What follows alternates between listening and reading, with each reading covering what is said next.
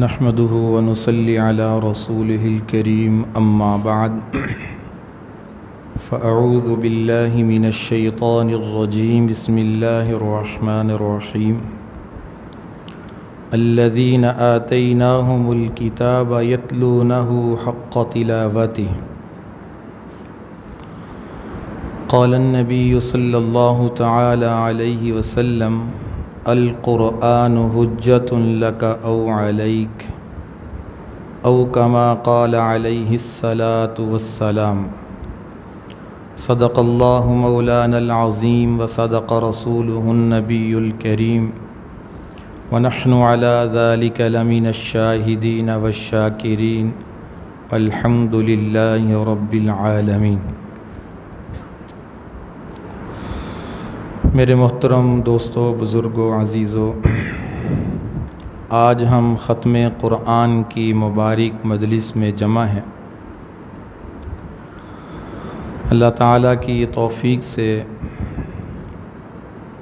قرآن مجید کا اختتام ہوا۔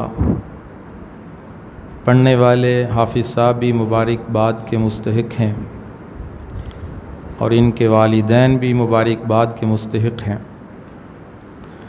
قرآن پاک کا تراویح میں سنانا کوئی آسان کام نہیں ہے۔ قرآن کے 30 پاروں کا سینے میں محفوظ ہو جانا بھی کوئی آسان نہیں ہے۔ دنیا کی کوئی کتاب اس طرح لا کر دکھاؤ، جس طرح قرآن پڑھا جاتا ہے اس طرح وہ پڑھی جاتی ہے۔ یہ اللہ نے اس امت پہ خاص فضل فرمایا کہ اس امت کے سینوں کو اتنا کھول دیا کہ اللہ کے قرآن کے 30 پارے 6 سال کا بچہ بھی اپنے سینے میں محفوظ کر لیتا ہے۔ پہلی جتنی آسمانی کتابیں نازل ہوئیں صرف اس کتاب کا حافظ نبی ہوتا تھا، کوئی امتی اس کتاب کا حافظ نہیں ہوتا تھا۔ اللہ نے اس امت پہ فضل فرمایا، وَلَقَدْ يَسَّرْنَا الْقُرْآنَ لِلذِّكْرِ فَهَلْ مِن مُدَّكِرٍ۔ اللہ نے قرآن کو آسان کر دیا، اس امت کا بچہ اپنے سینے میں قرآن کو محفوظ کر لیتا ہے۔ لو انزلنا هذا القرآن، اگر ہم اس قرآن کو علی جبل لرأیتہ، پہاڑوں پہ نازل کرتے وہ پہاڑ بھی ریزہ ریزہ ہو جاتے، لیکن ایک معصوم بچہ قرآن اپنے سینے میں محفوظ کر لیتا ہے۔ یہ سوائے اللہ کے فضل کے اور کچھ نہیں۔ ہمارے لیے سعادت کی بات ہے کہ اللہ نے ہمیں قرآن کی نسبت عطا فرمائی ہے، قرآن سننے کی توفیق نصیب فرمائی، قرآن پڑھنے کی توفیق نصیب فرمائی، قرآن پہ ایمان نصیب فرمایا، قرآن پہ یقین نصیب فرمایا، قرآن سے محبت نصیب فرمائی، قرآن سے تعلق نصیب فرمایا۔ اگر اس طرح ایک امتی کا قرآن سے تعلق رہے گا تو یہی قرآن کل قیامت کے دن اس کی اللہ کی بارگاہ میں سفارش کرے گا۔ حدیث میں آتا ہے کہ قرآن کی سفارش سے لوگوں کی بخشش ہوگی، لوگوں کی مغفرت ہوگی۔ جنہوں نے قرآن پڑھا، جنہوں نے تراویح میں قرآن سنا، جنہوں نے قرآن کے مطابق اپنی زندگی کو بنایا، تو قرآن اللہ کی بارگاہ میں ان کا سفارشی ہوگا۔ اب ہمیں اس بات کی ضرورت ہے کہ ہم قرآن کو جس طرح سینے سے لگاتے ہیں، تلاوت کرتے ہیں، بوسہ دیتے ہیں، کھول کے دیکھتے ہیں، کیا یہ قرآن میری آپ کی زندگی کے اندر بھی ہے یا نہیں ہے؟ قرآن کے نزول کے مقصد کو ہم نے سمجھا ہے کہ قرآن اللہ نے کیوں نازل کیا ہے؟ قرآن کے بنیادی مقاصد میں اہم مقصد یہ ہے کہ قرآن ایک انقلابی کتاب ہے۔ قرآن صرف تلاوت کے لیے نازل نہیں ہوا، قرآن زندگیوں میں انقلاب لانے کے لیے نازل ہوا ہے۔ جب سے امت نے قرآن کے اندر تدبر کرنا چھوڑ دیا، قرآن کو سمجھنا چھوڑ دیا، قرآن کے پیغام کو سمجھنا چھوڑ دیا، اس وقت سے امت تنزلی کی طرف جا رہی ہے، امت پستی کی طرف جا رہی ہے۔ شیخ الہند رحمۃ اللہ علیہ انگریز کی جیل میں 10 سال گزارنے کے بعد جب واپس آئے تو فرمانے لگے مسلمانوں کی پستی کہ اسباب جو میں نے تلاش کیے ان اسباب میں ایک اہم سبب یہ تھا کہ مسلمان قرآن سے دور ہو چکے ہیں۔ اب دیکھ لیں قوم کا حال کیا ہے، کتنے لوگوں کو قرآن صحیح پڑھنا آتا ہے، زندگیاں گزر گئیں، قرآن کے الفاظ نہیں آتے، دنیاوی تعلیم کی ڈگریوں کی طرف پوری توجہ ہے، تجارت کو بڑھانے کی طرف پوری فکر ہے، لیکن قرآن کے الفاظ نہیں آتے، قرآن صحیح پڑھنا نہیں آتا، اور زندگی گزر جاتی ہے۔ بار بار یہ بات کہتا ہوں، یقین کرے ایک سورت کا ترجمہ کسی مسلمان کو نہیں آتا۔ جا کر اعلان کرو، تاجروں میں اعلان کرو تمہاری تجارت میں قرآن ہے، ملازموں میں اعلان کرو تمہاری ملازمت میں قرآن ہے، زمین کرنے والوں میں اعلان کرو تمہاری وزارت میں قرآن ہے، گھروں میں قرآن ہے، معاشرت اور معاملات میں قرآن ہے۔ یہاں ایک تاجر ہے، اس نے کبھی یہ سوچا ہے کہ ایک تاجر کو قرآن کیا پیغام دیتا ہے؟ کیا میں ان آیات کا ترجمہ سیکھ لوں، پڑھ لوں، سمجھ لوں کہ قرآن میرے لیے کیا پیغام دیتا ہے؟ زندگی گزر گئی، اس نے قرآن کے پیغام کو نہیں سمجھا۔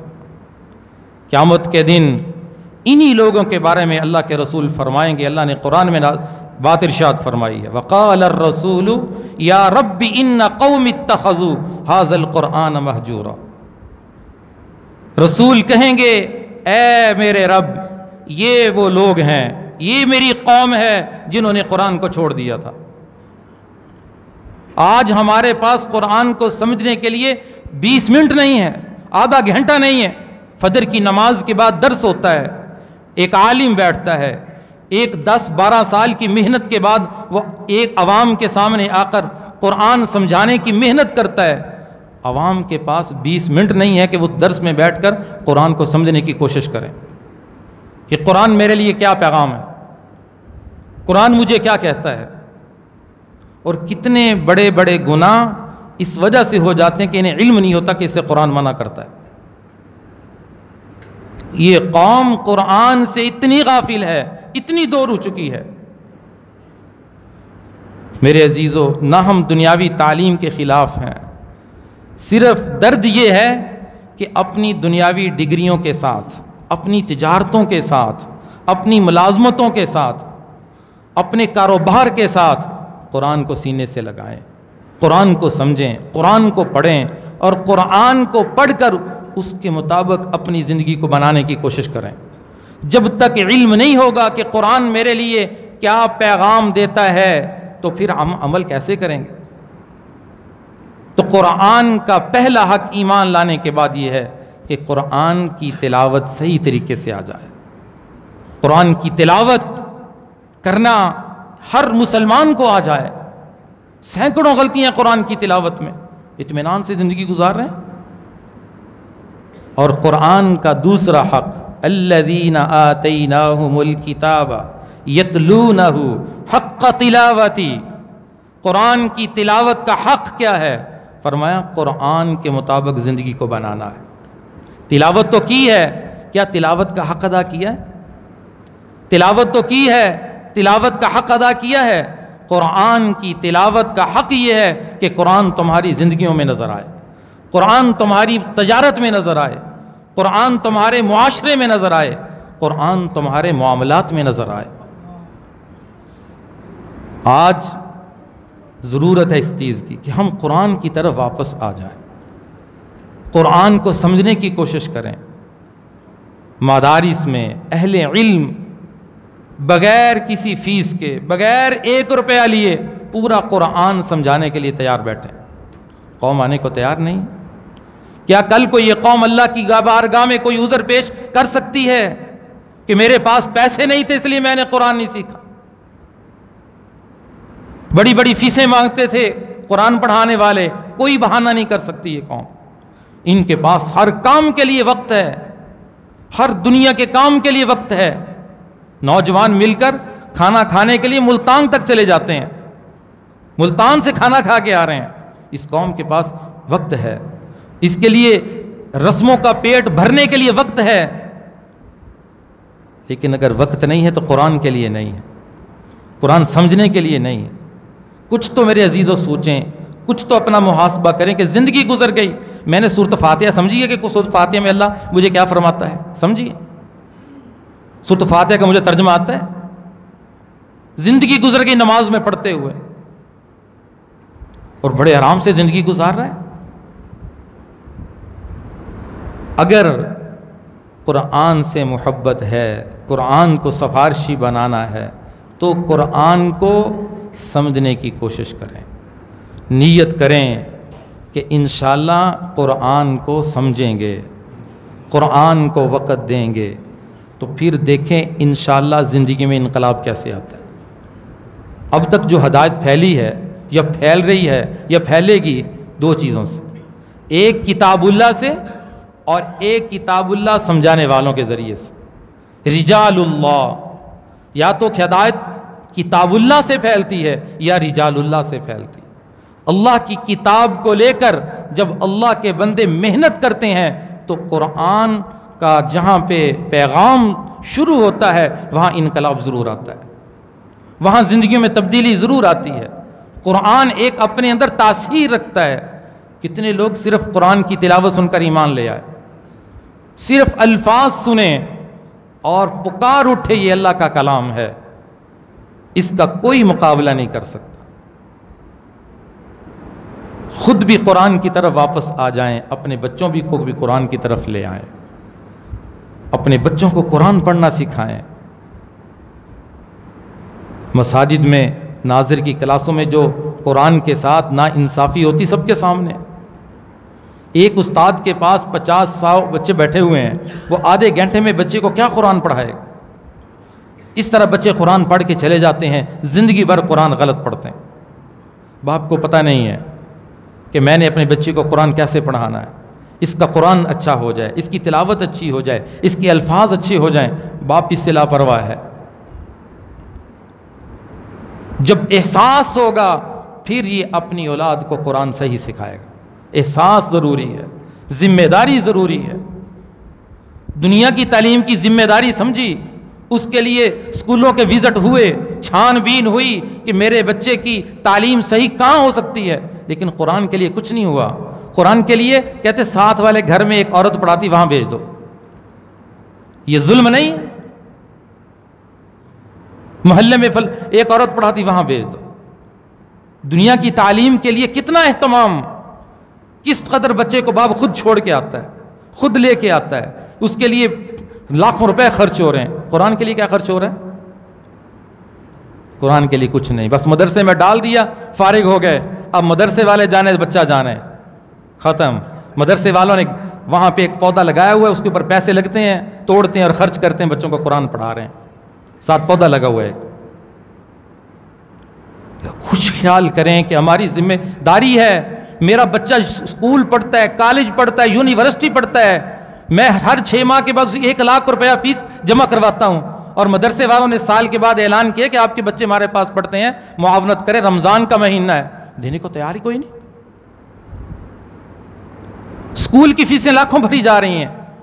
یہ بچہ دنیا میں بھی آپ کے کام آئے گا، آخرت میں بھی کام آئے گا، یہ تیری قبر روشن کرے گا، اس کی وجہ سے تیرے سر پہ قیامت کے دن سورج سے زیادہ نور والا تاج پہنایا جائے گا، یہ حافظ قرآن کی برکت سے۔ اس کے لیے کیا خرچ کیا ہے؟ مجھے نہیں سمجھ آتی کہ قوم کیا سمجھتی ہے۔ مدارس والے بیچارے کتنی محنت کرتے ہیں، گھروں کے کتنے خرچے ہیں، اتنا بڑا نظام ایسے چل رہا ہے، لاکھوں روپے ماہانہ خرچ ہے، لیکن قوم سوچتی نہیں۔ اور اسکول کی فیس اور اس کالج کی فیسیں کتنی محبت سے دے کے آتے ہیں، کتنے اہتمام سے دیتے ہیں۔ یہ نہیں سوچتے کہ ہمارے بچے کو اس مدرسے نے، اس استاد نے کتنے بڑے مقام پہ کھڑا کر دیا ہے، اس کی وجہ سے کتنے لوگوں کی بخشش ہونے والی ہے، اس کی وجہ سے ہماری قبر نور سے منور ہونے والی ہے۔ اس کے لیے کوئی خرچ نہیں ہے، وہ مدرسے والوں کی ذمہ داری ہے۔ یہ صرف نظام جو فری تعلیم کا مدارس میں شروع ہوا، اس کا سبب یہی تھا کہ کل کو کوئی یہ نہ کہہ سکے تو میں تو مدرسے میں گیا تھا، وہاں تو اتنی فیس مانگتے تھے اور میرے پاس تو فیس نہیں تھی، اس لیے یا اللہ میں قرآن نہیں پڑھا سکا، اس لیے اللہ نے نظام یہ ایسا چلایا ہے۔ اب اس کا مطلب یہ تھوڑی ہے کہ ہم لاپرواہ ہو جائیں، ہم بے فکر ہو جائیں، ہم ذمہ داری نہ سمجھیں، ہم کچھ احساس ہی نہ کریں، اس کا یہ مطلب ہرگز نہیں ہے۔ ہمیں ان مدارس سے تعاون کرنا ہے، احساس پیدا کرنا ہے کہ میرا بچہ جس طرح سکول جاتا ہے میں خرچ کرتا ہوں، میرا بچہ قرآن پڑھتا ہے میں اسے ڈبل خرچ کروں گا۔ اس لیے سکول کی تعلیم موت سے پہلے تک ہے، اور قرآن قبر میں ساتھ جائے گا، قرآن قبر میں ساتھ جائے گا۔ بچہ قرآن پڑھتا ہے، باپ کو قبر میں سکون ملتا ہے۔ علامہ جلال الدین سیوطی رحمۃ اللہ علیہ کا اکثر میں واقعہ سنایا کرتا ہوں، رات کو خواب دیکھتے ہیں، قبرستان کے اندر ہیں، دیکھا کہ مردے سفید رنگ کی چیزیں اٹھا رہے ہیں، پوچھنے لگے کہ تم کیا اٹھا رہے ہو؟ کہتے یہ جو لوگ ہمارے لیے دعائیں کرتے ہیں، اصالہ ثواب کرتے ہیں، یہ وہ ہمیں آ رہا ہے، ہمیں اس کی ضرورت ہے۔ تو حضرت فرماتے ہیں میں نے دیکھا کہ ایک شخص کرسی کے اوپر بیٹھا ہوا ہے، میں نے پوچھا تم کیوں نہیں اٹھا رہے؟ کہنے لگا میرا بیٹا حافظ قرآن ہے، روزانہ ایک قرآن پڑھ کے مجھے بھیجتا ہے، مجھے اس کی ضرورت نہیں ہے، اس لیے میں کرسی پہ بیٹھا ہوں۔ کہتے کچھ دنوں کے بعد پھر میں نے خواب وہی دیکھا، وہ بھی سفید رنگ کی چیزیں ساتھ اٹھا رہا تھا۔ میں نے اس سے پوچھا اب تم کیوں اٹھا رہے ہو؟ کہنے لگا میرا بیٹا انتقال کر گیا، میری ثواب بند ہو گیا، ثواب ختم ہو گیا۔ یہ بچے، یہ آپ کے بیٹے جو قرآن پڑھ رہے ہیں، یہ آپ کی بخشش کا ذریعہ بننے والے ہیں، مغفرت کا ذریعہ بننے والے ہیں۔ قبر والے کو عذاب ہو رہا ہے، کچھ عرصے کے بعد اللہ نے عذاب ختم کر دیا۔ کسی نبی کا واقعہ یا کسی ولی کا واقعہ، اسے کشف ہوا، اللہ کی بارگاہ میں عرض کی، فرمایا اس کے بیٹے نے پہلے اسے بدعمالیوں کی وجہ سے عذاب ہو رہا تھا، اب اس کے بیٹے نے بڑا ہوا، مسجد میں گیا، بسم اللہ الرحمن الرحیم پڑھا، اب مجھے حیا آتی ہے کہ اس کا بیٹا میری تعریف کر رہا ہے دنیا میں اور اس کے باپ کو میں عذاب دوں۔ اس بیٹے کی وجہ سے اس کا عذاب ختم ہو گیا۔ یہ قرآن کی برکت ہے، قرآن کی برکت ہے۔ اپنے بچوں کو حافظ بناؤ، اپنے بچوں کو عالم بناؤ، وہ بچہ قرآن کے لیے وقف کرو جو بچہ سب سے زیادہ ذہین ہو، سب سے زیادہ اچھا ہو، وہ قرآن کے لیے لے کر آؤ۔ جو سکول نہیں پڑھتا، سکول نہیں جاتا، کہتے اسے قرآن پڑھا دے، کیسی ناانصافی ہے۔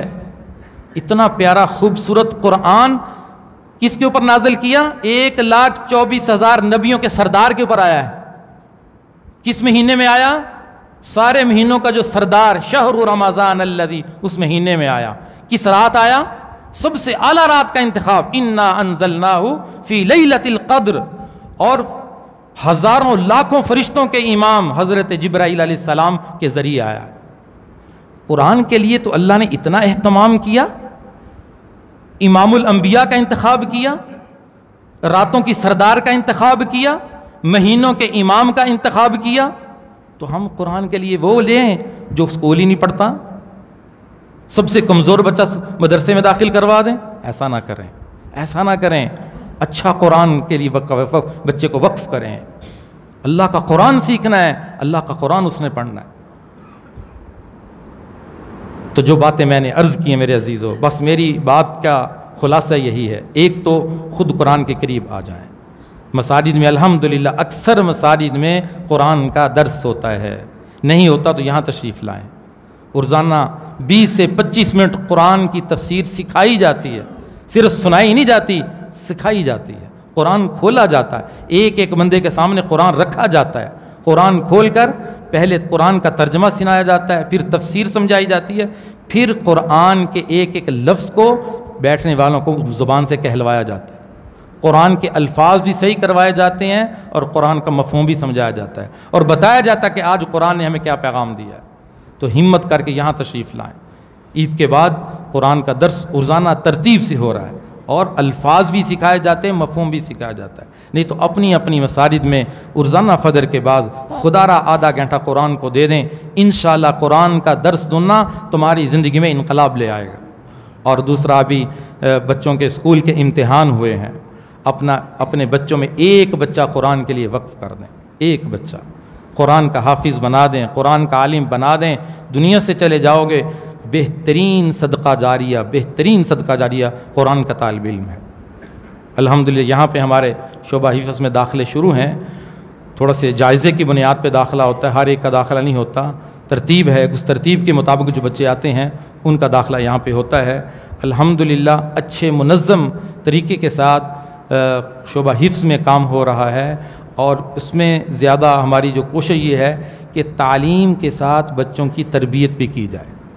الحمدللہ اپنی ہمت اور استطاعت کے مطابق ہمارے اساتذہ بچوں کی تربیت کا پورا لحاظ رکھتے ہیں، بچوں کی تربیت پہ پورا زور دیا جاتا ہے. اور جو بچے پڑھ کے فارغ ہو جاتے ہیں الحمدللہ 3 سے 4 سال کے عرصے میں اللہ کی توفیق سے یہاں سے 15 بچے حافظ بن کے فارغ ہو چکے ہیں، اور ان میں کئی بچوں نے اس سال مختلف مساجد میں قرآن سنایا ہے. اور یہاں پر بھی آج صرف ایک قرآن ختم نہیں ہوا، یہاں جن طلباء کی، جن اساتذہ کی جگہ مساجد میں بن گئی انہوں نے مساجد میں سنایا، جن کی جگہ مساجد میں نہیں بنی انہوں نے اوپر قرآن ہال میں سنایا، درسگاہوں میں سنایا. ہمارے ہر مدرسے کے کمرے جو درسگاہ ہیں وہاں قرآن سنایا گیا. آج 4 سے 5 قرآن یہاں پہ ختم ہوئے. یہ اللہ تعالیٰ کی توفیق سے ہو رہا ہے. اللہ تعالیٰ ہمارے اس ادارے کو ترقیات نصیب فرمائے. اس میں یقینی بات ہے، اس میں پیچھے میرے والدین کی دعائیں ہیں. اللہ کی توفیق سے آج والد صاحب کی صحت خراب تھی لیکن پھر بھی تشریف لائے، ان کی دعائیں اس میں شامل ہیں، میرے حضرت کی اس میں دعائیں شامل ہیں، آپ بھائیوں کی دعائیں شامل ہیں. اللہ نے 3-4 سال کے مختصر عرصے میں یہاں پہ 3 شعبوں کو جاری فرما دیا. شعبہ ناظرہ ہے، شعبہ حفظ ہے، اور درس نظامی عالم کورس ہے. یہ اللہ کی توفیق سے ہو رہا ہے، اس میں کسی کا کوئی کمال نہیں ہے. یقیناً یہ بڑوں کی دعاؤں کی برکات ہے. آپ بھی دعا فرمایا کریں کہ اللہ تعالیٰ اس ادارے کو ترقیات نصیب فرمائے.